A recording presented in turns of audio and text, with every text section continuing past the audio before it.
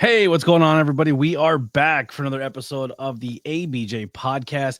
I do have a guest we'll be bringing in here momentarily, but let's get some of the housekeeping stuff out of the way. Hey, do you like my hat? You can buy one. Merchandise. Links below. I just added a ton of new merchandise. Maybe a little Schuylkill Mall ripoff will be there. Some Gears Ice tees, some Devil, some only ABJ shirts, some ABJ Hub shirts. We got a whole bunch going on. Go check it out. We're trying to buy some new stuff for the podcast. If you notice behind me, there's a little podcast table that the old school people may notice. But we've been messing around with some cameras. If you guys have been watching the Not Cool in High School episodes, Not Cool in High School Horror, we have a 3-camera setup. It's been working kind of cool, but we're having some issues with the audio and the syncing and the editing. I don't know what I'm doing, and I'm still learning. I'm adding new elements to try to make it visually better for you guys, and I'm failing miserably. So just stay with me. I am trying my best to make everything good and sound great and look awesome. But we might be bringing back some old school style of the podcast. Be doing a lot of them remotely this way, but also maybe having some people come and hang out and sit down and chat as well. But links below to follow us everywhere. Engagement has been fantastic. I set a goal for myself over on the Instagram side. So you guys are seeing this in November, but as of the day of recording it is October 28th. But I set a goal for myself in October to hit 70K engagement views on Instagram. And as of today, we're like at 79. So we blew it out of the water. Thank you guys so much for everyone that's been liking and commenting and sharing in the post. We are growing this once again and getting some cool traction. So thank you everyone for supporting. Like I said, follow on all social media. If you're watching this over on YouTube, Facebook, Twitch, or any other platform, or listening to the audio sources. So we are available on all audio podcast platforms, Spotify, Apple, Google, the whole nine.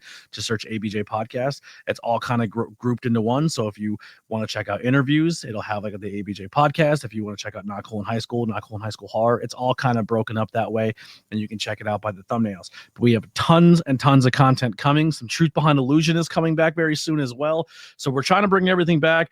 I'm trying to also do it where I'm not hitting you with an episode on a Monday and then hitting you with an episode on a Friday.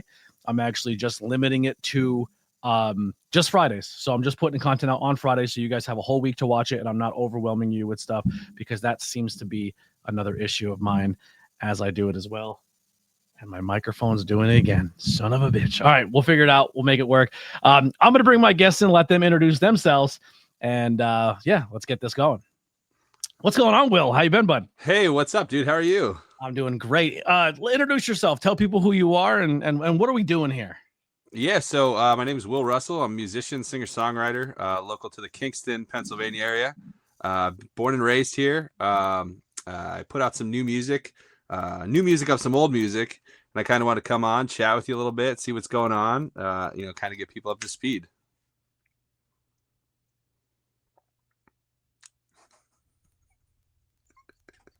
You talked really fast. I think it's the cable. It's definitely the cable. All right. Sorry. We have technical difficulties, and we're doing it live, even though it's not live. But that's just how it goes. So the Kingston area. So what was there somebody that I had on, or you said you used to watch back in the day? Do you remember like what episode or who was on that could put eyes on this product for you? That's a great question. I don't remember specifically who. I've watched a few episodes. I used to follow kind of a lot with the interviews with everyday people. And I don't know if we were maybe supposed to do this years ago. I don't remember. Possible. Yeah, it's all blur, man. The Kingston area, I think like I had the Hazleton, Kingston. I kind of group all that together, but like Ted Hazard and stuff was. Oh yeah, I'm familiar. Yeah, I don't know personally, but I'm familiar with the name. Yep. Got you. So how long have you been doing the music thing? Oh man, so I was a musician since I was about 4 years old. Wow. I started learning piano first, and I was kind of into like the orchestra band kind of situation for quite a while. When I moved from piano, I went to some more band instruments, so was kind of into like clarinet, some horns. Funny story, quick, I'll tell you about clarinet. Why I started. I want to say it was third grade. The music teachers would travel around the elementary schools. Shout out Main Street Elementary. It's dust now. It's non-existent. And they would come and be like, hey, who wants to play an instrument? And I was like, I'll give it a shot. You know what I mean? Like I already kind of play piano. It'd be cool. And so SpongeBob SquarePants, I'm sure you're familiar with, Yeah. I've heard of it. Squidward just always sucked at the clarinet, you know? And I was like, you know what, man, I can be better than Squidward. And so that was like how I got into clarinet pretty much. And I was better than Squidward, let the record show, right? First chair like 3 years in a row for the state of Pennsylvania. Yeah. So when it comes to musician, like, so here, that was kind of the reason why growing up, I'm probably not, I love music. I was born and raised with a dad who's a DJ and a mom who just had music on a lot. And then it's kind of like for me, why didn't I ever join the wrestling team is because I liked pro wrestling. Right. So I wanted to learn music, but I didn't want to play what I thought growing up was those corny instruments. I wasn't playing flute. No one's getting laid playing the tuba. You know what I mean? Like, I don't know, man. If I went to school and they're like, all right, here's a flying V, I'm signing up for band. You know what I mean? But then you're going to have 175 guitar players and no one's going to play the other instruments. So do you think learning that base of what they kind of teach in elementary and high school and stuff is a great start for a musician, or would you more or less recommend people just picking up the instrument they want to learn and going that route? So, I mean, I guess it sort of depends when, right? I think foundationally, it's probably important. You get to sort of learn how to navigate and manipulate an instrument, and it doesn't necessarily matter what it is. It's you're kind of making this neural pathway that you can go and then apply to instruments down the road. So, I mean, if you were like me and you were in 4th grade or something like that, or 3rd grade, whatever it was, and you were like, hey, I want to play guitar. I mean, play guitar, you know what I mean? They'd get lessons. There's local guy. I don't know if he's still doing it. I hope he is. Bill Hoffman. If you know that name, he gives lessons, like, I think since, like, I don't know, Vietnam, probably. I think he came out of the womb and he was like, hey man, I got a spot available on Tuesday. But yeah, no, I think that it's super foundational. And additionally to learning how to play, I think it opens you up to a variety of different kinds of music. So it's an unpopular opinion, but there's classical music in everything that you listen to today. It's so stone, rock, concrete. It's the bottom of everything. So yeah, I think it's important and foundational. And I think that's like what you need for anything in life, but music especially, you need to have a broad spectrum. You can't focus too much. Yeah, I would always be the kid too. I always thought about, like, if I ever had to go to band, I would just not play and just keep it up to my mouth because no one's ever gonna know. Like, you know what I mean? Like, who's gonna be like, we're missing one flute out of the 17 flutes here. You know, I'd just be like, I'm killing it. You know what I mean? Like, blowing your cheeks out and shit. That's great. So, is your household a music household? Did anyone else in your house play instruments, music? Like, what made you fall in love with music? So that's actually funny. No, there's not a single other musician in my entire family, which obviously made it very difficult for me to say, hey, I think I want to play guitar. And it was like, yeah, do you? Nobody in my family plays an instrument. I did have a lot of listening growing up. So, my parents divorced at a young age for me. So my mother was more of like a modern kind of 90s R&B, contemporary pop stuff. And then my father was more of like the rock and roll, alternative stuff. And so I got this beautiful confluence of different kinds of music that I got to hear all the time. So Back in Black's coming from the bedroom, and Rhythm of My Heart by Rod Stewart's coming out of the kitchen. Yeah, that was my house. I was like in a robe feeling myself, I used to have up until, I don't know, maybe I was like 9 or 10 years old. I don't remember the age, but my basement in my original family house, my dad had a bar, and there was like a huge record player built in back there and surround sound speakers and stuff. So I was introduced to vinyl at an early age too, like after it was no longer really popular. So we're talking like early 2000s, tail end of the 90s. So, people still had them laying around, but everyone was switching to CDs. Yeah. But I used to be like enthralled going down there and being like, oh, what is this, man? And there was I can't remember the name of the record. It's an ELO record, and it's got the Dorothy pearl slipper on it. It might be a greatest hits. I don't know if it's actually a studio release, but I remember putting that on and being like, dude, ELO is sick. And then it just kind of just escalated from there. I don't know if you remember, you probably do. I think it was BMG or UMG, one of the two. They used to offer that subscription where like you would pick like 6 CDs a month or something. That was how I got my first 7 CDs of my life. Yeah, dude. And then you never pay them. Yeah, no, because they just liquidated. But yeah, well, that's crazy core memory. Do you remember your first 7 CDs?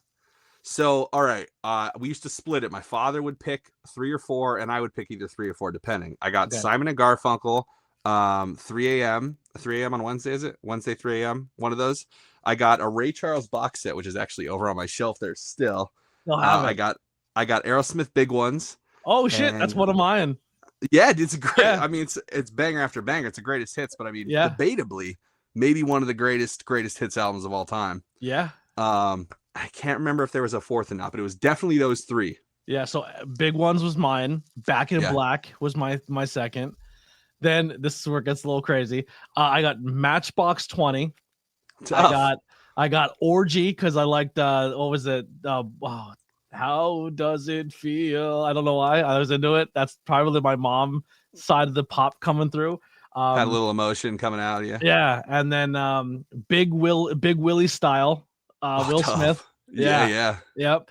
And then at the last, Rammstein, because Du Hast. Yeah. All right. So you were around the block there a little bit. I had a little bit of everything going on. Yeah. Some curse-free rap, the greatest double singer album of all time.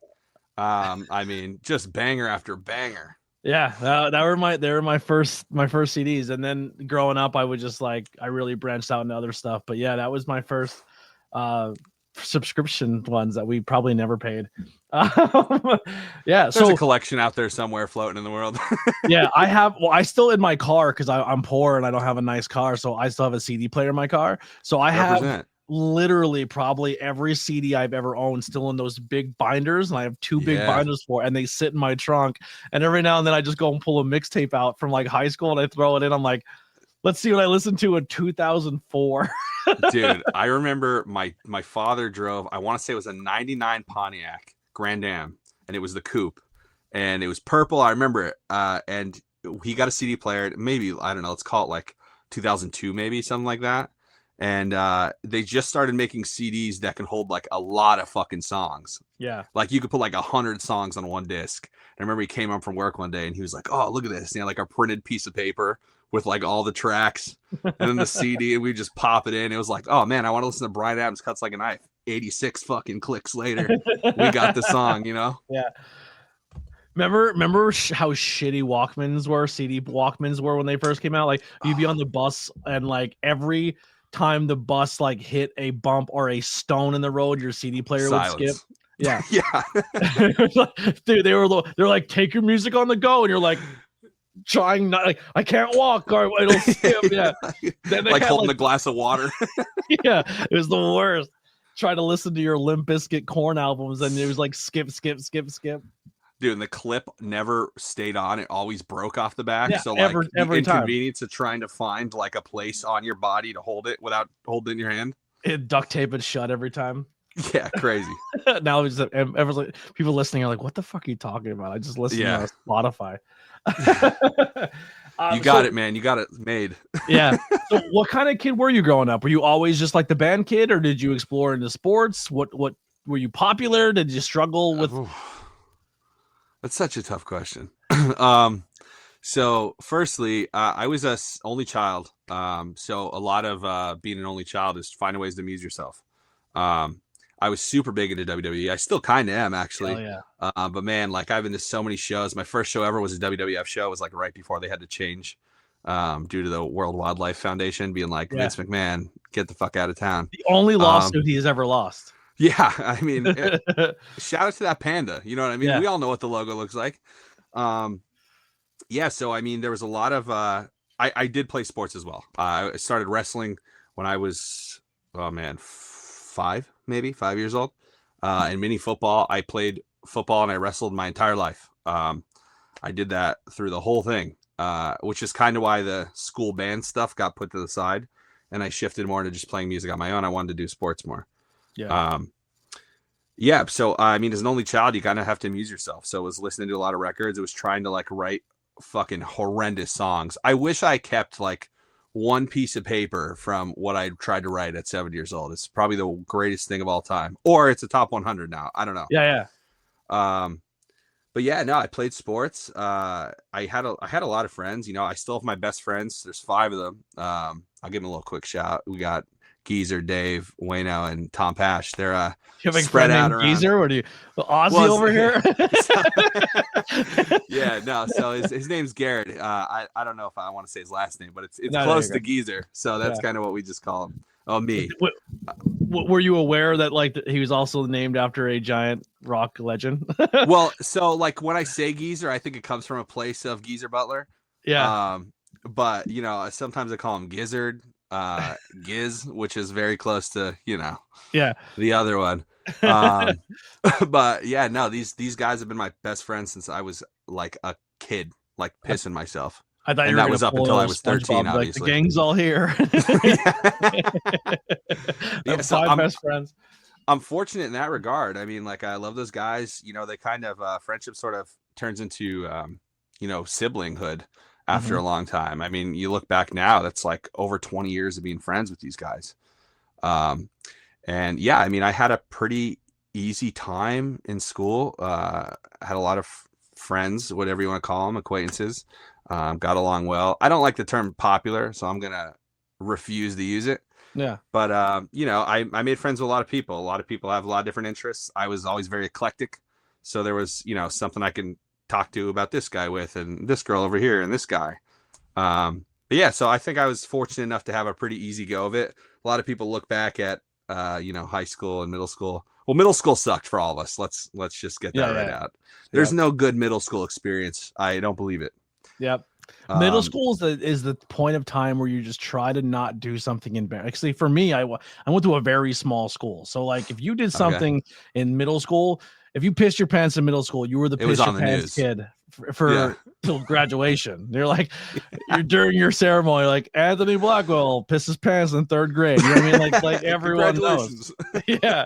I didn't do that, but I did puke on a teacher once. But dude, tough. Yeah. So I wanted to go to the nurse. She told me no. So I was like, all right, well, guess who's you had to let it rip. Yeah. Yeah. No, I hear you, man. You got to assert dominance sometimes.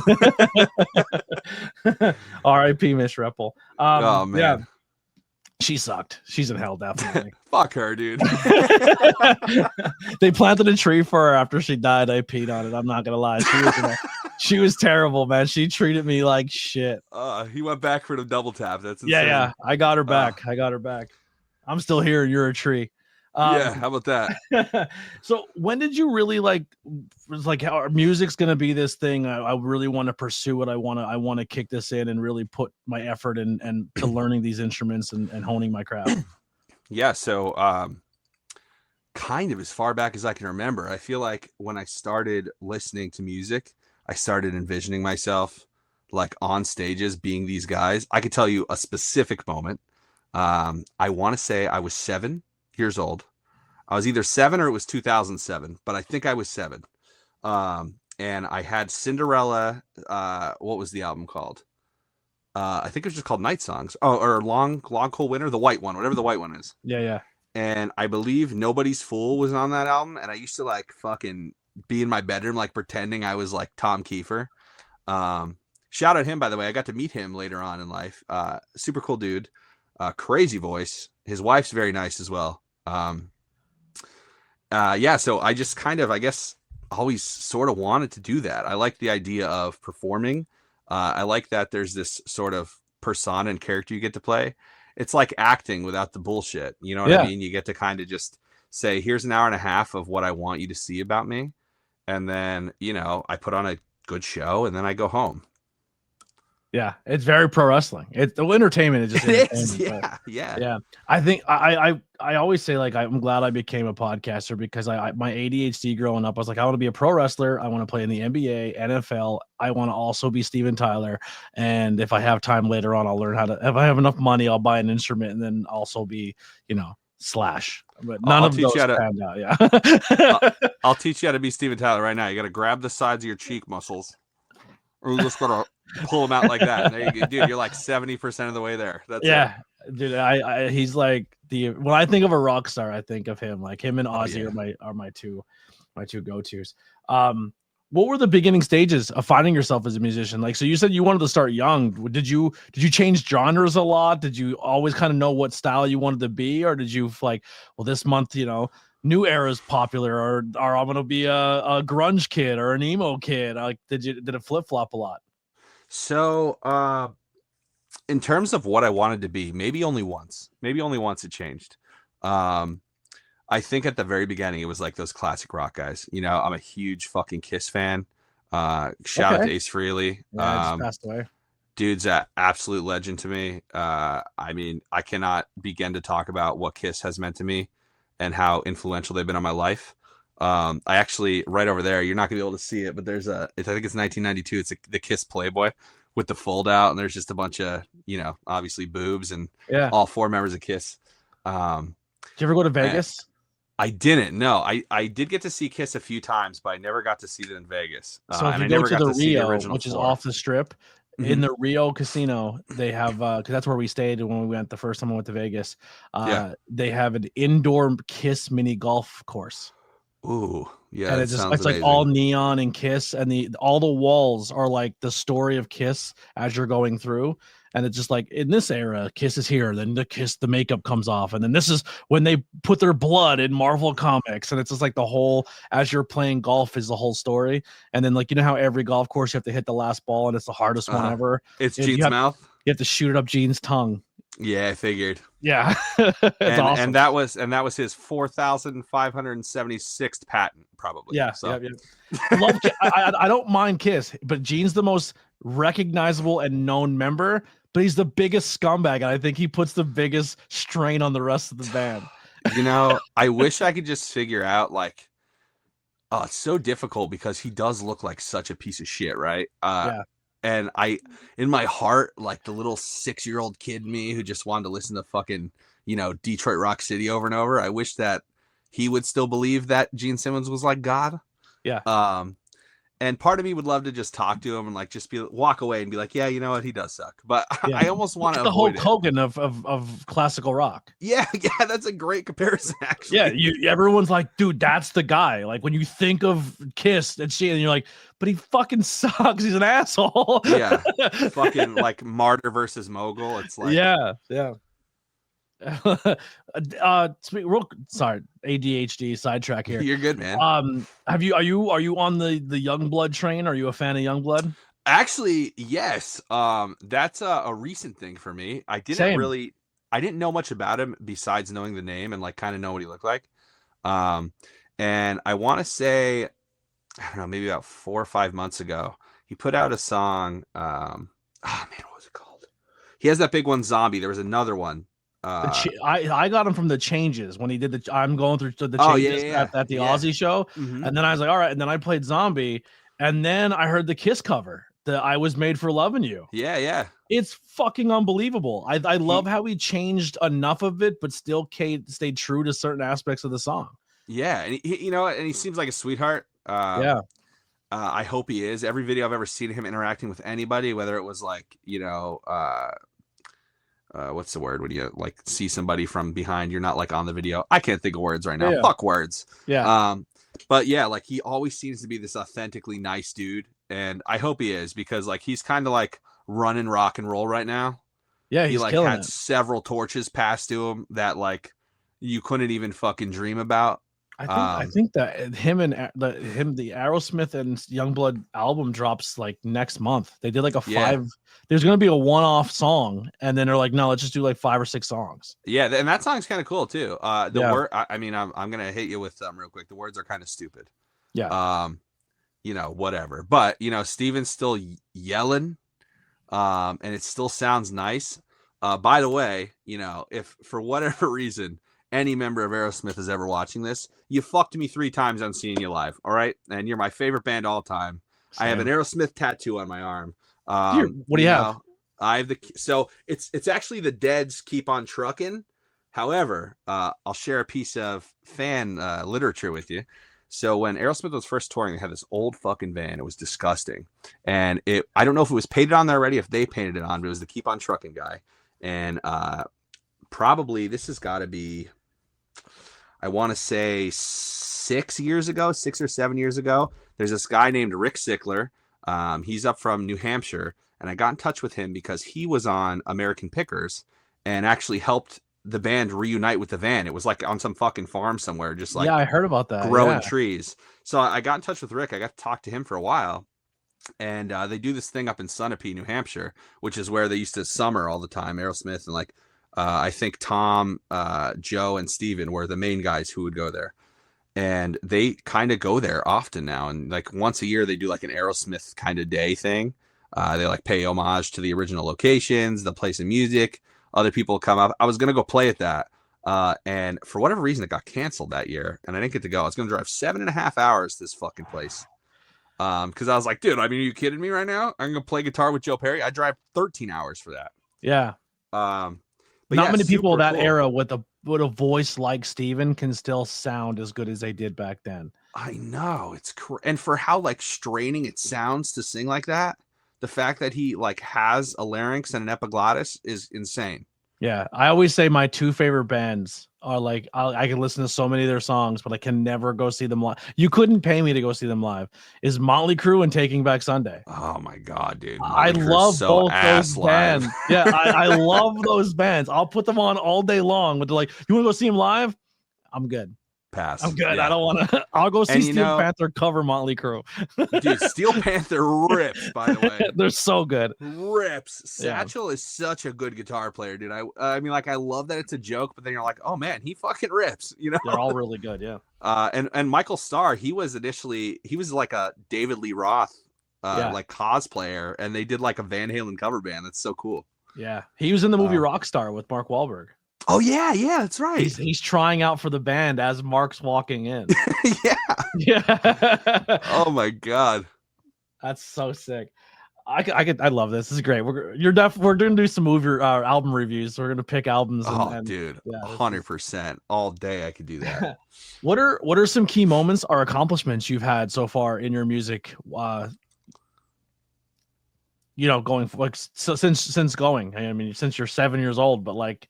Now up until you said you played a lot of different shows. What are some ones that stand out or some things you got done? So a huge accomplishment for me. I put out a record in 2020. It was October 2020, Halloween actually. So we're coming up 3 days away from the 5-year anniversary. Oh shit! It was called Heavy Hearted. It was a 14-track record. I worked on it for quite some time. It had some songs I'd written back in like 2017. So some songs that were like 3-4 years old at that point, and some new stuff. And I got this amazing opportunity when the world shut down to like shut the fuck up and do it, like nut up or shut up kind of situation. So I used to spend a lot of time between here and there's a studio out in Orange that's not there anymore. And I used to go out there, all analog studio, by the way, amazing. And we became really good friends. The guy's name was Chris, and we used to go out there like almost every day. So I was driving like an hour out there. I'd bring a band or I'd bring some other musicians. We'd go out there and just, record stuff. Somewhere down the road, this is going to haunt me probably. In like 30 or 40 years, there's going to be an analog tape discovered, and it's going to be me and a band doing a cover of That Thing You Do from that Tom Hanks movie. And it's going to ruin me. But it's a great song. Yeah. But yeah, so I got to do all that, and I was immersed in studio environment and immersed in writing and playing, and just like it felt like it was my job. It was the first time I ever felt like this was the only thing that I'm doing every day. And every day it felt like amazing. It felt so good. It felt like it was where I was supposed to be. And so I finished recording the record at various places.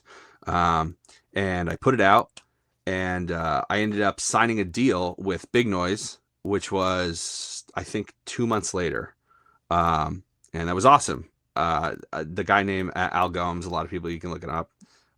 He's like, I guess like a huge publicist. He like helped Christina Aguilera get her career started. He's worked with the Chili Peppers. He got the Beach Boys their first Grammy. So dude's just like got more accolades than fucking hair on his back, probably. Mm-hmm. And, super nice guy, sweetheart of a man. And, we sent some songs out because the goal was we were going to get some songs to the Recording Academy, right? So like get myself a nom if possible. I don't remember. I'd have to go back and look. I don't remember who I was up against, but moral of the story is I didn't get a nomination, which fine. I got what's, I guess, called a Grammy consideration. So I think that's an amazing accomplishment for me. It's something that, like, if you told 7-year-old me that I was going to have songs being listened to by the board at the Recording Academy, I'd be like, get the fuck out of here. You know? And so, yeah, I did that contract for a year. I toured while I was with them. And yeah, kind of just, I'm not going to say a bad thing necessarily, but for whatever reason, our differences, outweighed our, a likeness. And by December the following year, I didn't renew our contract and we cut it. And so now, unfortunately, the only way you get to hear a real copy of that record is if you have a CD that you bought from me. So it's a perfect segue into telling you why I put out this live album. It's called 5 to Live, live from door number 7 at Absinthe Stage. And I did 10 of the songs, just straight flush, full through, start to finish. Minimal commentary because I kept getting yelled at about talking in between songs. But I'm a yapper, dude. Same. Yep. Yeah. And yeah, so I wanted to kind of, I had someone tell me the other day that I did a fucking Taylor Swift thing and I wanted to throw up. But, I was about to say you did Will's version. Yeah. It's one of those things where you're in this limbo, right? So, it's just like the songs are there. I have all the masters. I own them, right? It's just that it's not so. I'm trying to like dance around giving out, like too much what's private, what's not. There's logistics that are in the way. That's what we'll leave it at. Yeah. So what I did, I took all the studio copies off of streaming and I put up demos instead in place of those on the record. And that was just how I kind of won. And so then doing this at 5 years, I just put it out. It's early. It's out right now on Spotify and it'll be everywhere on Halloween. But yeah, I just wanted to kind of revisit the songs after 5 years, sort of see what they meant to me, see how it felt to play them. I had to play all of them in E flat now because I just keep getting a deeper voice. That's kind of a pain in the ass. Like 3 days a month I can sing in my original keys. But yeah, I just kind of wanted to sort of take that back. And so, a major accomplishment for me was, getting my songs to a level of the Recording Academy. And then another major accomplishment is that I put out something that was tangible enough that I could revisit it in 5 years and say, hey, this stuff still means something. It's still my contribution to the arts. It's my contribution to, music and how it feels to me. And I can share those stories with other people. Yeah. If someone were to, before they go to listen to it, before like they're listening to this podcast, they're vibing with you, what style of music would they be expecting if they're going to go tune into your music? So, all right. So the live album's full acoustic. It's just me and an acoustic guitar, which is how almost all these songs were written to begin with. Mm-hmm. I would say I've been categorized as contemporary. I've been categorized as when we submitted to the Recording Academy, it was as singer-songwriter. And then there was a subcategory of pop. So it's somewhere between that threesome. You find me in the middle. Okay. Now, if people come see you play, are you doing all originals? Are you doing covers? A mix of both? So for the most part, if it's my show, I'm playing original music. If it's like a bar gig or like a late night thing, it's going to be mostly covers. If it's my tour, my shows, I like to try and play my stuff as much as possible. Absolutely. Usually I throw in a cover or two, either something I've been feeling for the last couple weeks or a song that I love that I just want to kill some time with. But it's going to be 95% my stuff. Yeah.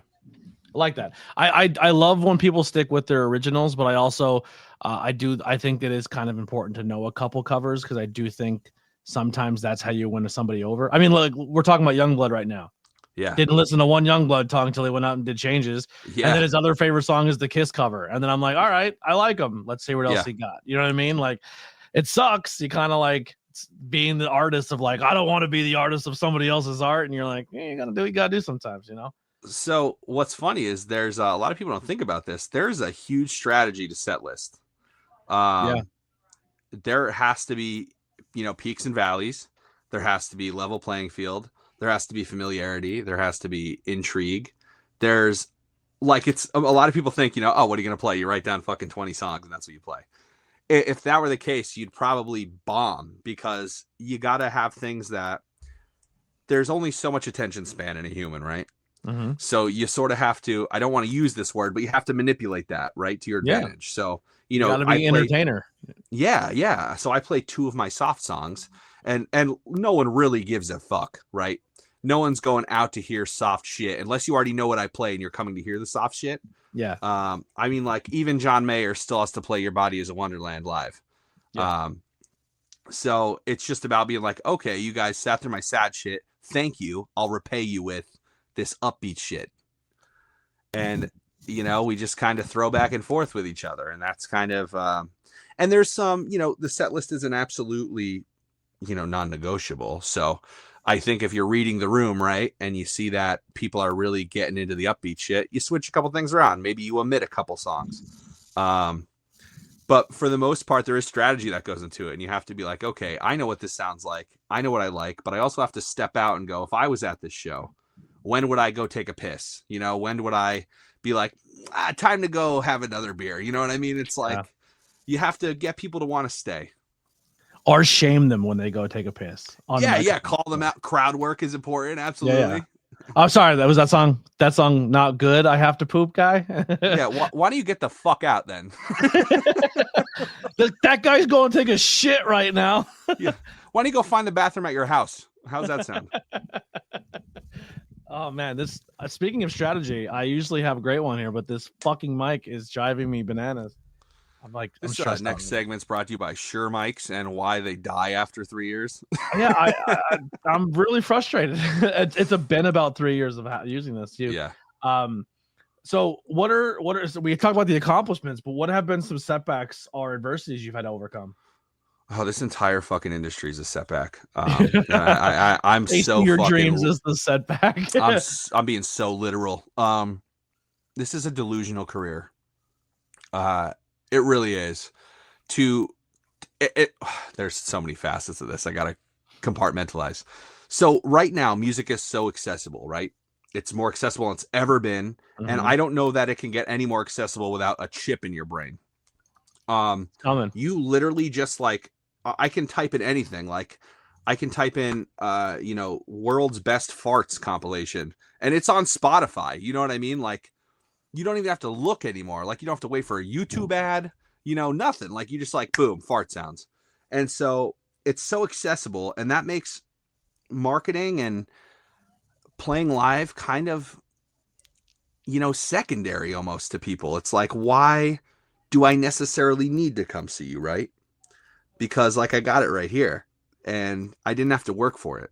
So there's this instant gratification that you don't really get until the end of a live performance, right? So you go out and play for an hour and a half and people can enjoy the whole thing, but the gratification isn't until you leave and you go, what a great show I went to tonight. Like, you don't get up after 3 songs and go, this guy, he's fucking excellent. Take care, everyone, So I think the biggest setback is trying to get people to still care about, live music and not what's being pumped through your top 100 and not being in a TikTok trend song. And that's no shot to those things. They're phenomenal tools, right? Yeah. But it's competition and it's like different than it's ever been. So the setback is just trying to continue to be honest in what I'm making and try and portray that without having to beg you, Yeah. Dude, the honesty part is so difficult in every facet of entertainment. Like, as a content creator, I struggle because I'm like, I can chase these trends. I can go and reach out and try to find musicians of like, hey, remember this one hit wonder that I can most likely get an interview with and ask the same 100 questions that famous person has been asked, and you're no different than any other person? Yeah. Or do I stay true to my art of like, I like talking to the independent people. I like talking to people on their journey. I like talking about the local people or like people on that grind. It's harder to grow as a content creator that way and stay true to yourself and not listen. I'm a Jackass fan, but like, if I came on camera every day and punched myself in the nuts, I'd probably have 1 million viewers. You know what I mean? Like, it's just difficult. Like, yeah. And, that makes it really hard, and I think there's been moments. There have absolutely been moments where I was like, fuck this. and I meant it with my whole chest. And it was just like, music is going to be my thing. And I think for a while, probably a good 3 years or so, it was.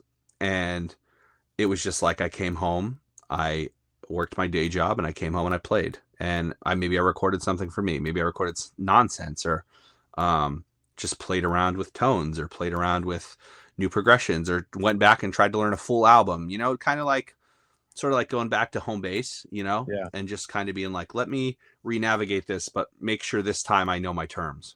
Yeah, totally. And you just like, hey, even if it doesn't ever be successful, I've mastered something to myself, and I had a fun time doing it, which is sometimes even more gratifying than anything. Yeah. What are some influences or role models that you have? All right. So, I almost feel like they're two different questions, between an influence and a role model. I think there's probably some crossover, but ultimately I think they're a little different. Influence, that's like kind of super easy. Number one is Joe Perry from Aerosmith. I have never not been a Joe Perry fan in my life. I can't even remember a time I wasn't a Joe Perry fan. I just never heard anything like that. You know what I mean? And there's a lot to be said in the conversation with, Eddie Van Halen's and Jimmy Page's and, things like those guys, because you could say the same about them. They are unique in their style, things you never heard before. For me, it was just time and place. It was Aerosmith for me. That's who hit first. And I struck gold, and I just wanted to fucking play like that. And I loved listening to like Live Bootleg. It's one of their albums. Just like listen to him fuck around on that. And then, throughout the years, the evolution. So like, the Aerosmith self-titled album that's got, like Make It on it, Mama Kin, Dream On, just like absolute banger after banger after banger. Walking the Dog, excellent riff. And then you got to Rocks, and Rocks was still fucking rock and roll heavy, killer riffs. And then you get a song like Seasons of Wither, and you get a song like Lord of the Thighs, and then you get like Beyond Beautiful when you jump up to like Just Push Play, and songs like Jaded. And there's just so much different shit that he was doing all the time. And, I got to give credit to, Brad as well. He's the other guitar player in the band. But I don't know. I always wanted to. Yeah. It's hard to really stand out in that band when you got Joe and Steven. I mean, the fucking rhythm player of rhythm players, though. I'll give Brad his flowers, right? Well, the whole band's talented. You can't, no matter how popular two members are, if you take one away, it's not the same feel. Yeah, absolutely. One of when they made the Dirt movie, I was like, man, I hope this becomes popular where they start making more biopics. And then they did like the Freddie Mercury, and even though it wasn't really it was a biopic / musical, and I usually don't like musicals, but the Elton John one was unbelievable, and I watched it like 100 times. But like, I love it so much, and I always wanted an Aerosmith one because like their book was so good. Oh, the Walk This Way, you read it? Yeah, and it's amazing. The chapter where they literally were so bad with drugs that they rented this house and then ran out of heroin, and all thought they all stole the heroin from each other, and then just open fired guns at each other, and no one died. That's when Joe Perry crashed his motorcycle. Yeah, how do you get that high? And they said like it wasn't like a couple shots. They emptied clips at each other, and no one got hit. That's crazy. That's wild. That's rockstar shit, baby. That's what that is. And everyone's like, "Oh, Motley Crue is the craziest band." It's like Aerosmith, pretty nuts. Yeah, they were wild. Yeah, yeah. I bought me and my buddy Steve. Me and him met. And our biggest bond was the two bands that we loved. Like it was Aerosmith and Blink-182. Like that's our favorite bands. Like all my pops up there. That's the whole Blink-182 collection. Like I love Blink. Because Blink, like Aerosmith was the first band that my dad got me into, and I liked it. Like them and AC/DC. But then like Blink-182 and Linkin Park were the ones I seeked out and found, and then like got into Green Day, and then the punk, and then everything like that. But then like but like, yeah. So when I met Steve, it was like the two same bands were our driving forces, and I was like, oh man, we should get shirts. So I went on Amazon and I found the Toxic Twin shirts, the skull crossbones. Yes. Yeah, and we both have them. I'm way too fat for it now because it was a long time ago. But yeah, man, they're so good. But yeah, I want an Aerosmith movie. Oh, dude, speaking of too fat, real quick, this is hilarious. I went and I played at an open mic like 2 weeks ago just to kind of chop back up, right? I'm trying to put out music and I want to do some more of this kind of stuff where I come on, talk about things and, up to releasing a record, hopefully at the end of 2026. And I was like, dude, I'm too fat for my stage clothes now. What happened? Like, because you have like a particular set of uniforms that you wear on stage. And I was like, what? Like, what did you do to yourself? So, like Elvis at the end. Except no one was around to tailor me new shirts. That was the problem, I'm like Elvis without Elvis's money and just all the peanut butter sandwiches. Yeah. You're like, I'm not taking a shit anytime soon. Fuck, yeah, I'm telling you. But yeah, go ahead. Yeah, I was gonna just finish talking about what I was talking about, the role models and idols. Yeah, so like Joe Perry, number one idol, and perhaps I would say number one role model in terms of guitar playing. And I could probably name a few more, but he's definitely the number one. And as far as performance goes and seeing a show, it's Kiss. I just never saw anything like that, and I still have not to this day ever seen anything like that. It's so fucking unique and different and interesting. Like, this is something I watch a lot of. I'm kind of chronically online, so I watch a lot of videos and shit. And I was watching these old videos of Kiss live. Now that Ace Frehley died, they're all over the place. Yeah. And dude, Paul Stanley has like sucked live since like 1995. And no one talks about it, right? And I was like, why is no one talking about how bad Paul Stanley is? Because who cares? Yeah. Kiss rips. You know what I mean? They have got this like perfect niche where it doesn't even matter. He can go out there and fucking go into the microphone, and people are like, dude, fireworks, blood, are you kidding me? His face is painted, he's in. Yeah, I mean, like, the dude's like, they're geriatric, and like, I would still pay to see them tonight, And so, I mean, that's like to kind of form such a unique thing that turns into such a legacy, and almost feels, I don't want to say that there were no efforts matched, but in the grand scheme of things, seems very effortless, right? They just kind of were like, we're going to be a rock and roll band. We're going to have theatrics, and we're going to fucking wear face paint, dude. Yeah. And everyone was like, you know what I mean? Like, this is crazy. And all the information was right there the whole time. They were just the first ones to put all three together, Yeah, and have like cool little backstories and like the band I'm probably obsessed with the most right now is Ghost. They're cool. But Ghost doesn't exist without a Kiss. Yeah, you're right. Yeah. Slipknot doesn't exist without a Kiss. Yeah, the whole backstories and like, hey, let's have our own look. And now some musicians are like, no, that's corny as fuck, and we don't like the fact that. Sorry, I'm trying my best to make it go away. Man. I'm struggling, ripping over there. Yeah, and I'm trying so hard to stay focused on what's happening. But yeah, I'm not even touching it. I don't know what is going on. It's freaking me out. I don't know what to do. And you already changed the mic? I changed the mic. I changed the cable. I'm hurting. And the ibuprofen's not there anymore? Not there. I'm gonna try this. Hold on.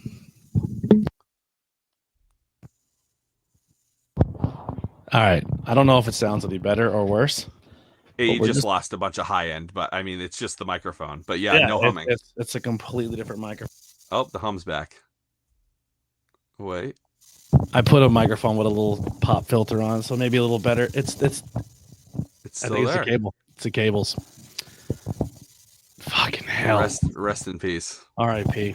This podcast. It's over. No. Well, I'm glad to be the final guest. I went on this fucking podcast and guy was so professional. No, all right. So I lost everything. My notes. I'm fucking flustered. Oh, we talked idols and yes. Role models. That's the other one. Mm-hmm. huge role model for me. It's very strange, and I'm going to tell you why, obviously, because if I just said it, you'd be like, that's a weird choice. Gene Wilder is someone who I consider a role model to me. Okay. I don't know if you've read his book. It's called Kiss Me Like a Stranger. It's autobiographical. It's absolutely fucking beautiful. There's this, oh my God, I don't even know how to say this. He is so fucking human, and he has had this incredible human experience, and he has shared it with all of us.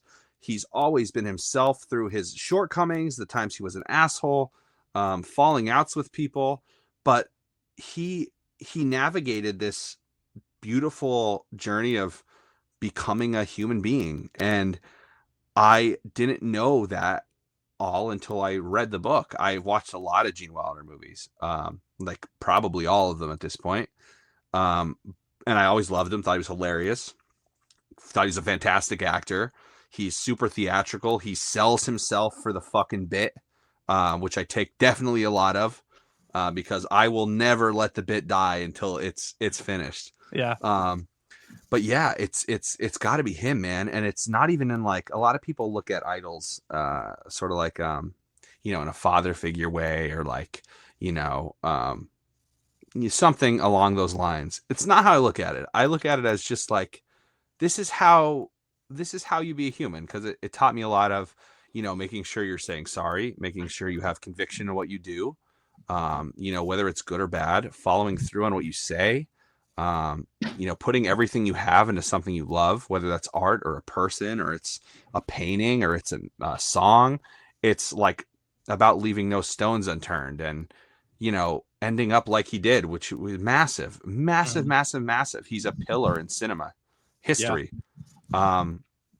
And yeah, so I mean, I can't say enough about those three people: Joe Perry, Kiss, four people, and Gene Wilder. I mean, like the fucking trifecta of like art. Yeah, Gene is unbelievable. I there's so many. Like you go through Young Frankenstein. I actually have the Willy Wonka like special edition box set, and the only reason I bought it is because it came with a photocopy of the note he wrote the director on his terms of the only way he'll do this movie.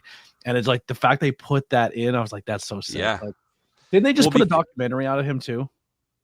There's been one out for a while, but I think they Remembering Gene new. Or something. Yeah, something like that. Yeah, I have to watch the John Candy one. That one just dropped. John Candy too. Shout out to that guy up there. Yeah, I feel the same. Exactly how you described Gene is exactly for me. Ozzy, because like if you go and read Ozzy's book and you look into Ozzy's stuff, he did things that if he did them in 2025 or 2020, he's never coming back. Like they would have canceled him, gone forever. The attempted murder of Sharon, twice, killing animals, but he even says himself, he's like, yo, like I was really bad. But his swan song is he wrote those wrongs and did everything his way and was apologetic to everything and didn't try to hide it. He just met it head on. Anytime something bad happened, he met it head on. When the kid killed himself over suicidal Sabbath, he was just like, listen, our whole thing is dark imagery. I love dark imagery. I love satanic looking shit. I don't believe in Satan, but I just like that imagery. Like, you know what I mean? I don't remember in Paranoid saying kill yourself. I don't remember that part. Yeah, he was very progressive with a lot of his lyrics. Yeah. Like, I love when he did pass. I don't love that he passed, but I loved when he did pass. No matter what side politically you're on or what you believe in, people were quoting Crazy Train. And I was like, listen to the words, please, and then quote it. Like listen to War Pigs. Listen, like he wasn't a blubbering idiot. He was very progressive. You're right. Yeah, you're absolutely right. Yeah, I love him so much. You're talking about I Am Ozzy too, right? That book. That book, yeah. A new one just came out. It just dropped on Audible. Like I guess it was like he was working on it, and it just dropped after he passed away. It's a brand new audiobook. Yeah, I Am Ozzy's got to be like over 20 years old at this point, right? It's got to be close to that. I've listened to it like 3 times. I remember when I was in middle school, I wanted to do it as a book report. Right, we had to pick a biography. And my teacher at the time, Miss Debo, I don't know if she's alive or not. I hope she is. She's a fucking sweetheart. Oh, she taught my that teacher. yeah. She taught my father too, like years before that. So she was already like old as sin when I had her. Yeah. But she was By the way, I like, changed the cable and I think it's great now. I think dude, I feel like we're ripping now. This sounds like, clean. I thought I had tinnitus. It was just your wire, turns out. But yeah, she was like, you got to go ask your dad. You got to get a permission slip signed for the district that I was allowed to read I Am Ozzy at that age, because it was like, oh my goodness, 5th or 6th grade. And I was like, are you kidding me? And I took it home to my dad. And I was like, Dad, I need you to sign this permission slip for me so I can read I Am Ozzy for my book report. And he was like, are you kidding me? And I was like, I don't know, man. I know what he did. I'm not going to go sniff red ants, you know? Like, I'm going to wait till much later. I'm into the literature factor. You know what I mean? Yeah. I really want to know what this guy says. But yeah, no, he signed it. We went back. She was like, all right. And I did this whole fucking book report on I Am Ozzy. And it was very difficult to write about because there's some bad stuff that I should not have been even knowing or talking about in that time. So yeah, but he put such a nice bow on it though too, of just being like, yo, I was not in a good place. Like, yeah, like you can listen to my story and try to walk that path again, but I promise you it's not worth it. Yeah, 100%. Yeah. So you talk about you have an album that you're working on, hopefully that gets released, but do you have any other goals or personal goals or music goals for yourself that you have set right now? Yeah, so I definitely have some music goals. I've this year has been a lot of reflecting with the passing of so many legends. I mean, we lost fucking Brian Wilson, we lost Ozzy Osbourne, we lost Ace Frehley. These are 3 absolute, legends of music and musicianship. Mm-hmm. So I have decided that I want to do the best that I can to get in myself a place where I can, play with these guys. Even if it's in like a bedroom or if it's in a fucking basement or if it's on a stage, I want to feel what it's like to play with these people. And it's not just the guys we talked about. It's, legends. I Poison, they're all from Mechanicsburg, right? I would love to like hang out with some of those guys. Like I have someone nearby who's got to connect with Ricky Rocket, and I would love to, get myself there. Just to kind of see where you fit in, to see if like where you would. Well, so I don't know if it's so much about fitting in. I think it's just about, I think it's maybe part of the journey of like finding my roots again. Gotcha. I didn't know if I was looking at it more from this prospect of like from wrestling or boxing or combat sports. It's like, all right, well, this guy's the champion, and if I get in the ring with him, and even if he knocks me out in 2, at least I know where I stand with, like where I am pound for pound, heart for heart with someone who's been to the mountaintop. Yeah. No, that's a great point, but it's not about that. I would love to do it in silence. I would love for no one to ever even know about it. It's for me, it's like I'm rounding the curve. I'm closing my doors. I'm saying, okay, like this guy's this. I'll tell you how I met Tom Kiefer from Cinderella really quick. This is a funny story. So there's Joey Kramer from The River. I don't know if you're familiar with the radio station. He's a DJ. He does Saturday nights. He like plays oldies, 70s, 80s, 90s. He's got like shows and shit. I was friends with his daughter back in the day, and for my 15th birthday, he took me to meet and greet Tom Kiefer at Blues Brothers in Luzerne, which again, R.I.P. None of these places exist. So it's my 15th birthday, right? And it's in a bar. So I didn't know what the fuck I was supposed to do. I walked right in the front door. Oh, are you talking about the one in Hazleton that had the Blues Brothers on the side of the building? So no. There was Blues Brothers West, and there was Blues Brothers. I don't know if it was just East or not. I think there was one up in Pittston, and then there was one down in Luzerne. It was just like 2 bars. There was a bar in Hazleton that had statues of the Blues Brothers that hung off the side of the building. Gotcha. But yeah, no. By the time I was old enough to go to bars, that the Blues Brothers were off the building, and I never knew whatever came of it. Gotcha. I don't know if they're related. Maybe it was part of it. Maybe they had a third location.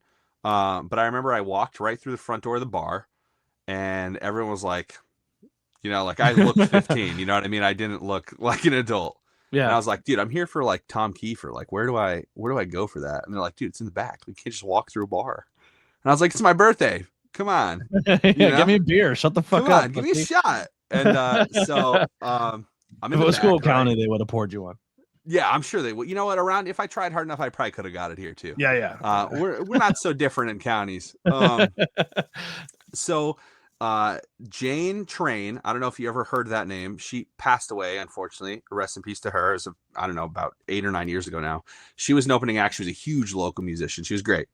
She was opening, and then John Corabi, which, do you know that name? No. The Vince Neil fill-in for Theater of Pain, and when Vince was like leaving the band, he was the guy who filled in.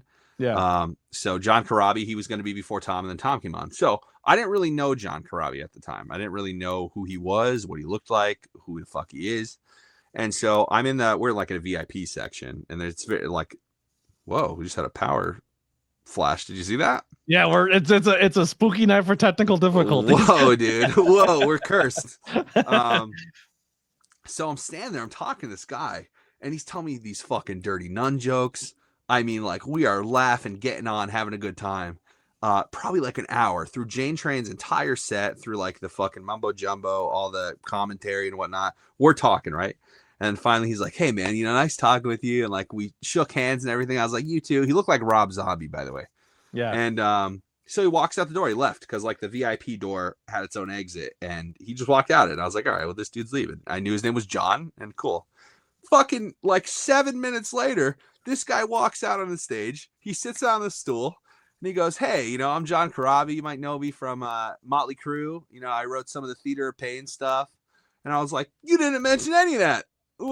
Like, I would have loved to talk about the Crew, you know what I mean? But instead you told me dirty nun jokes, and we talked about fucking how shitty Luzerne is, and it was just like, but I thought it was a really cool experience because I think that he enjoyed that I didn't know who he was.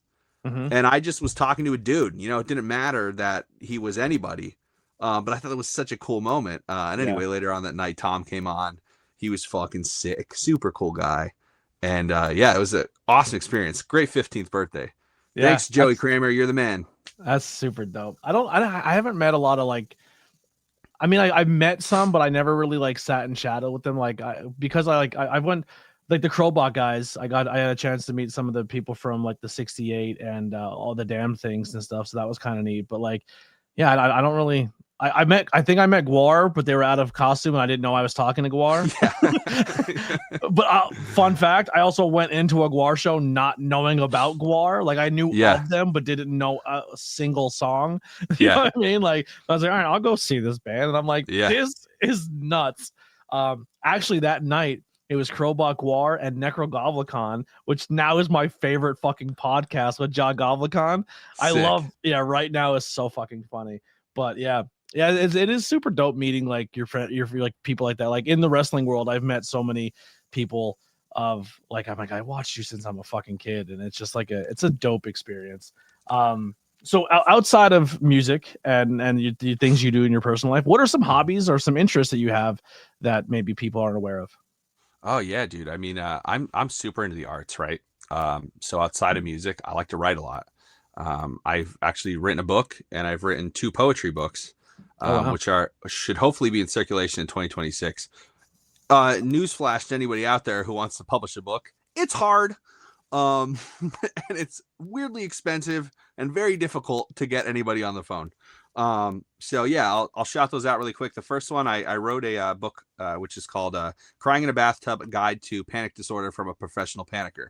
I dealt with panic disorder and anxiety and depression my entire life. Yeah.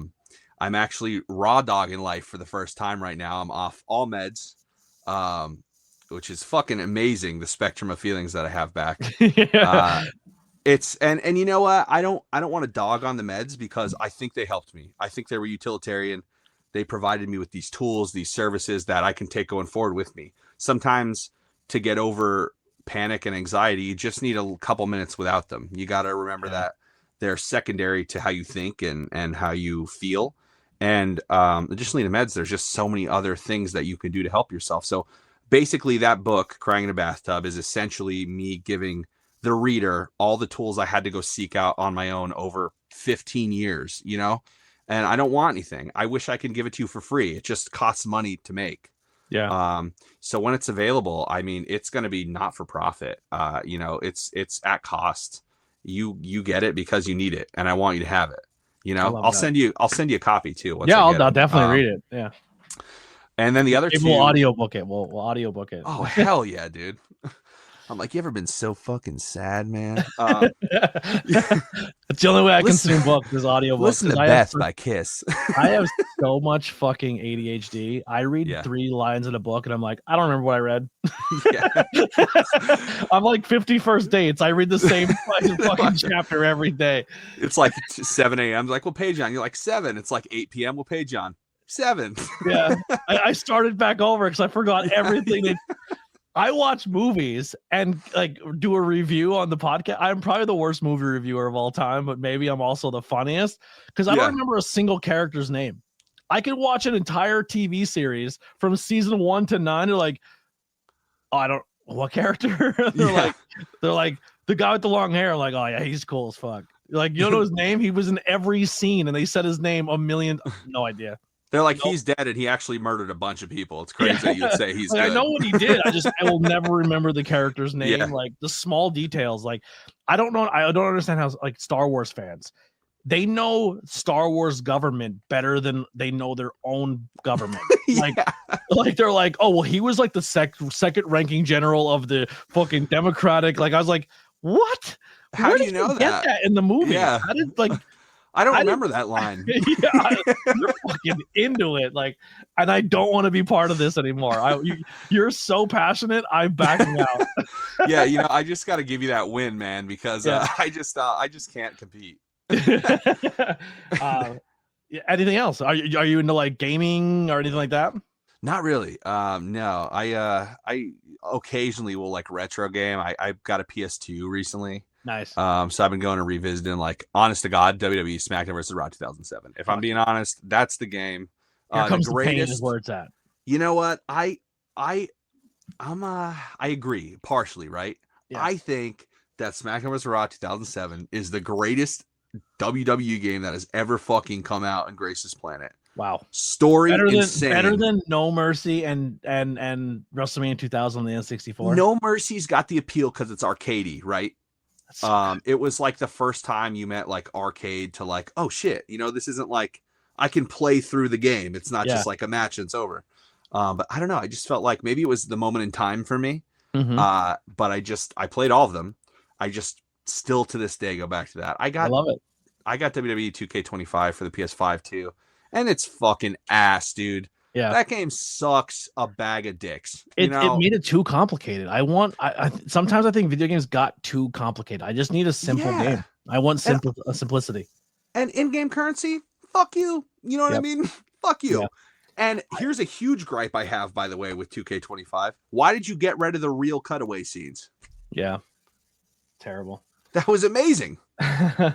I got 2 more for you, and then we'll cut out of here. Yeah. What are some words of encouragement for a beginner or someone who's going to try to chase their dreams? Oh, I'm so the wrong person to give advice, but don't do it. You're going to be miserable. Run away, go to school, be a doctor. Just do your 9 to 5 and shut the fuck up. Suck it up, man. You're not going to be able to buy groceries. Addiction like the rest of us. Grow up. Come on. I've been around the block, right? So I've done a lot of things. I think a big thing that is important to know is everything that I've done, I have fucking done myself. Very, very minimal support, very minimal systems around me. And that's in mental health, that's in music, that's in work, that's in, all of my passions and everything I've ever done. It's been very limited. And I think it's fantastic to have a support system. I think it's a very important thing. And that's whether it's a companion, whether it's a best friend, whether it's your father, your mother, your sister, your brother, your pets, even if it's something that like they motivate you to be better, whatever it is. I think you should try and find something, at least one thing that you can lean on, because it's too hard by yourself. Yeah. It's too hard. I was luckily born with broad shoulders, but they do weigh down, and as far as, chasing your dreams, man, if you don't have something to chase And it doesn't even have to be a dream, but you got to have something to chase, because day in and day out will not always be good. And I think mostly it's bad, actually.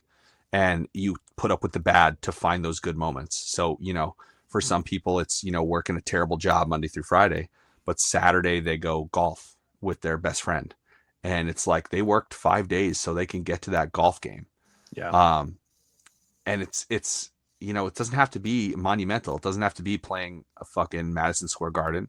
It doesn't have to be, shooting a movie with Denzel Washington. It doesn't have to be, being up in the Louvre, which, is kind of down on its luck right now. After the whole heist. You just lost a couple things. Fucking GTA 5 heist. Fucking Mark Wahlberg and Mos Def and Seth Green just broke that fucking place apart. Yeah. And like taking care of yourself, you got to put some effort into taking care of yourself. And it doesn't have to be like, you don't have to go join the Rogue Fitness Club, or you don't have to CrossFit your way to fucking fast track hell. P90X, remember those days? Oh, Tony Horton, dude, are you kidding me? Absolutely. Who was the other guy? Sean T. That was the other guy. Yeah. Someone did P90X come in with like a sling on their arm. They're like, dude, I tried to do push-ups for you clapping and fucking busted my face on the ground. Yeah. Teaching yourself moderation in all things in life too, Yeah. I love how you said that enjoy the little things. Like, hey, we all want to, sell 1 million copies or have 1 million plays or 1 million subscribers, but like, hey man, I had a really good day with my best friend today. Like that, make those smaller moments more valuable, more valued. Yeah. Yeah. Who are they small to? What does it matter if they're small to you? If my moment with my best friend, that doesn't matter. I guess what you would say, like how society would deem those as small moments. Like, no, like they're actually bigger than most. Yeah. They're enormous moments. Yeah. And, to quote Gary Vee a little bit, who I'm not a major fan of, but he always pushes this philosophy. It's really not ever too late, for anything, not a single thing. I'm surrounded by people who started their careers at like 39, 40 years old and didn't even get involved in them the way they wanted to till they were 50. Yeah. It's never too late, and it should always be about you, right? The thing that you love and you're passionate about, it should be for you. Yeah. And don't do what I did and fucking try and sell it away. And then you got to go fight for it back. Yeah. Don't skip the battle. You know what I mean? I'm giving you the cheat codes, man. Throw them in. Just like pave your way and keep it to yourself, Yeah. What are you grateful for? Are you currently happy? Whew. Golly. I've been learning a lot about gratitude. I, for a long time, thought I wasn't grateful for anything. And there's been some people in my life who have told me that gratitude doesn't have to be so big.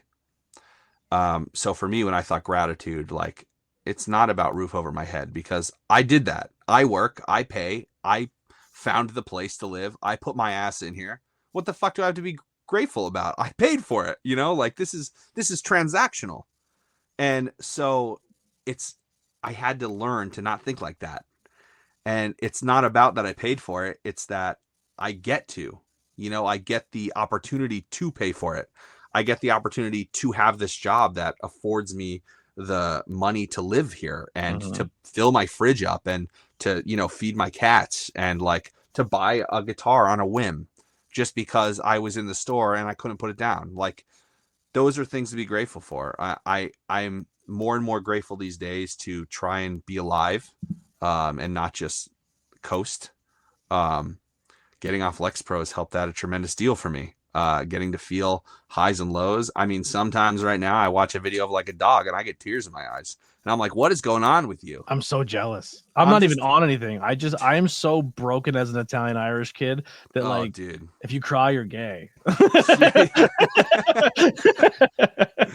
I'm not saying, bad, man. I'm not saying gay is a negativity. That's just growing up in the 90s and 2000s. That's like, what are you gay, bro? You're gonna cry? Like, you're sad? Fucking go to work. it's something to learn, dude. It really is. I mean, like, sometimes you gotta cry. Just let it out, dude. I'm trying so hard. You just sit down and be like, tonight's the night.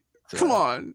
I listen to all sad shit, but this, like, for me, I'm the opposite. Like, if I'm going through it, I listen to sad stuff to make me, like, when I'm happy and up and I'm lifted, because I feel like, oh, I'm beyond that. Like, I'm kind of looking down on it, but like I also enjoy it. You know what I mean? Like, You think you displace your feelings a little bit into someone I'm like, else's I'm sadness. happy today, so I'm gonna listen to sad. All my favorites, I'm like Weezer. All my favorite songs are slow and sad. Yeah. Yeah. I'm an emo kid for life. Shit. But yeah, no, I mean, and if I'm happy, I'm trying real hard. Some days are easier than others. I think I'm surrounding myself with things that will bring me happiness, and I will learn internally and retrain my brain as I do every day, and I've been doing for years, to, stop being so fucking sad all the time, Well, what would make me happy is this is not the last time we have a conversation. I definitely have like 2 or 3 people on deck who I'm going to be doing album reviews with, but I want to add more music reviews to the Not Cool in High School brand. So I definitely, like, we should trade albums. Like, hey, I picked this one, you picked that one, and then like trade off episodes. Like, this week's all about yours, and you tell me why this album was good. And we go, like, don't listen to it on the podcast, like you listen to it on your own, but then come in and like track by track, like, what do I think of this track, some fun facts about the album and stuff like that. And like, maybe if you have the free time to jump in every now and then, we'll do it every now, like maybe once every other couple months. You know what I mean? And I'd love to have you back on and just chat. And you have a good setup, and I could work with you. It was a great conversation. I appreciate you reaching out. Just a random Facebook post of just like, hey, I have an open spot. Who wants it? You know, it's hilarious. A similar thing happened like 2 months ago. A friend of a friend shared something about them needing an actor for this fucking Tom Hess or Nissan commercial. I've never acted a day in my life, right? You're in a car commercial. Yeah. So all these was it horrible? It was kind of fun. All the Every girls car at work, commercial's fucking awful, and I think they do it on purpose. We don't even get to see it, so like we just show up, they fucking have me act, and they write me a check. I never get to see it. I have to see it live on TV when you would. Oh my god, some of them are so I'm flying in sales, and they have like this. It was fortunately a non-speaking role for me, which is awesome. But yeah, dude, I just like, it was same day. Like, I was like, dude, wow, look at this, crazy. And I showed some of the girls at work, and they were like, you should do it. And I was like, come on, I don't know how to fucking act. And they're like, why not? It's a car commercial, you don't need to. Dude, I sent a message. I didn't know what it was for at the time. It was so just jealous. Like, we need an actor. I want to be in one so bad. I sent a message and got back pretty quick. And they were like, oh yeah, like perfect. Like, I sent them my measurements and my stats and shit. They're like, yeah, you're going to be like shopping for a truck at like Tom Hesser. And I was like, wow. So I get there, dude. They're like, bring these outfits, bring this and that. So I brought some things, and then they're like, sit in the makeup chair. And I'm like, what the fuck is going on? What is my life right now? And yeah, so, paid actor, it's on the resi. Nothing you could do about it. It's on there. I'm in a movie. I'm in a movie. Yeah. Not physically. Just my voice. Oh, I was in a horror movie, and I am the DJ that comes over the radio that tells people that the killer broke out of the asylum and he's coming into town, essentially. Oh fuck. All right, dude. Look at that. Look at that. Fucking stacking credits. Come on. But no, I fucking car commercial, dude. That's my dream. But the problem is that I would show up and try to take over, because that's just who I am. I'm like, guys, you're trying too hard to make this good. This is going to be terrible. Like, I want to make, I think you should leave style car commercial. Like, we're just, you know what I mean? Like, all right, Will, you're going to be shopping for a truck. Yeah. Be excited. No. More fucking excited. It is very unusually serious. Like, I mean, I get it. They're getting paid to like record this job for like this company, and it should be taken seriously, but I'm never going to get fucking hired again. Please send it to me, because I cannot believe that this is the environment of a car commercial after watching so many car commercials. Dude, some of them are so fucking bad. Yeah, it was not. Okay, cinematically, it probably looks fantastic, right? There's no way this is a good commercial. Like, this is like, I felt like we were making Adobe stock footage. I'm never going to get a job again. If this is seen by the fucking media company who hired me, I'm fucked. Yeah. They're going to be like, yeah, fuck this guy, dude. One-off check. But yeah, dude, I mean, it's weird. It's strangely very serious. What if that's what blows you up? The fucking car commercial? You worked so hard to be this musician, and you're the fucking car commercial guy. That would be my fucking luck. That would absolutely be my luck. People be like, oh, dude, you're the guy who was buying the fucking Tundra. Yeah, you love trucks, bro. I know. Dude, can I have your autograph? I'm like, I put out like 3 books, couple albums, did a tour, met a bunch of cool people. They're like, no, dude, the truck. But like, was it a good truck? I didn't really fucking buy it. Like, where's your truck, bro? Let me tell you something. The 3 digits I was paid could not afford the 5 digits that truck was. All right. That is fucking amazing. Where can people find and support you? Oh, dude. So I'm just sort of getting back into social media right now. I took a big hiatus on removing myself from that. It was honestly part of getting better mentally. Yeah, I wish I could do it so bad, but I can't. So right now, I'm kind of just ripping on Facebook at the moment. I'll be getting the other stuff sooner than later. I've been trying to find someone to do it for me. So if anyone out there would like to do that, so I don't have to, that'd be amazing. But yeah, dude, run your social media for your brand, but just do it like used cars commercials. Absolutely. Let's fucking do it, dude. Come check me out at tonight's show. I'll fly away. It's like old CGI graphics from like the You're gonna lose your mind on these prices.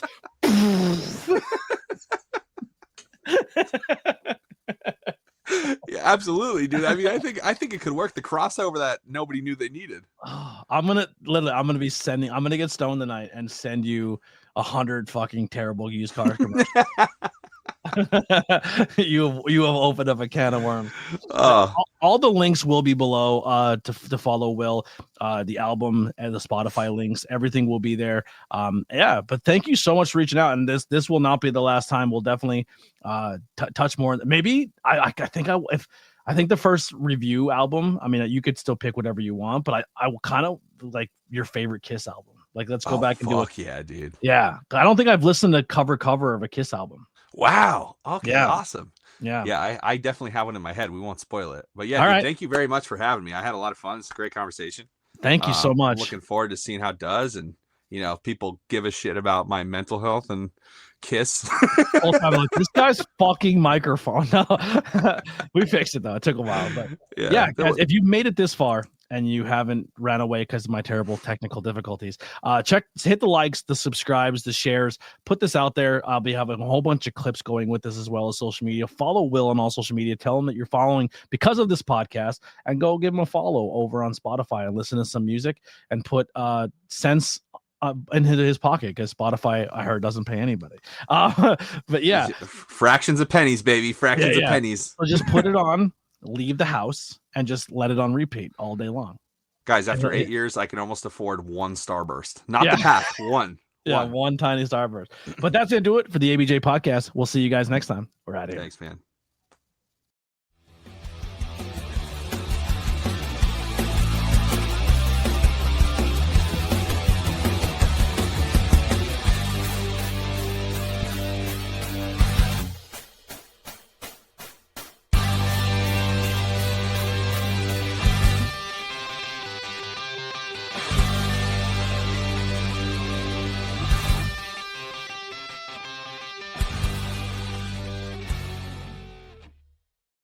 Give me 1 second. I got